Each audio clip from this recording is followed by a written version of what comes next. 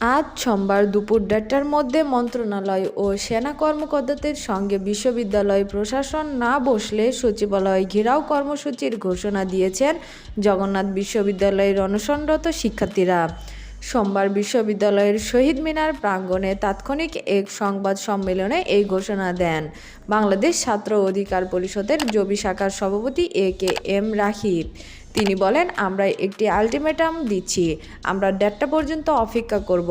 এ সময়ের মধ্যে বিশ্ববিদ্যালয়ের প্রশাসন যদি মন্ত্রণালয়, ইউজিসি ও সেনা কর্মকর্তাদের সঙ্গে না বসে তবে সচিবালয় ঘেরাও হবে। ১:৩০টার মধ্যে কোনো সমাধান না হলে ক্যাম্পাসের প্রধান ফটক থেকে যাত্রা শুরু হবে। এ সময় তিনি সকল শিক্ষার্থীকে আন্দোলনের অংশগ্রহণের আহ্বান জানান। এর আগে গতকাল রোববার তিনি ৩ দফা আন্দোলনের অনশন শুরু করে শিক্ষার্থীরা। তাদের দাবি, দ্বিতীয় ক্যাম্পাস সেনাবাহিনীকে হস্তান্তর করতে হবে, শিক্ষার্থীদের অস্থায়ী আবাসনের ব্যবস্থা করতে হবে এবং অস্থায়ী আবাসনের ব্যবস্থা না হওয়া পর্যন্ত অন্তত ৭০% শিক্ষার্থীকে আবাসন ভাতা দিতে হবে। এই ৩ দাবিতে গতকালের মতো আজও সোমবারও অনশনে বসেছেন শিক্ষার্থীরা।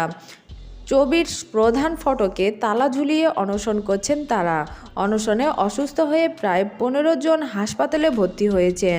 উপাচার্যের আশ্বাসেও অনশন ভাঙেনি শিক্ষার্থীরা।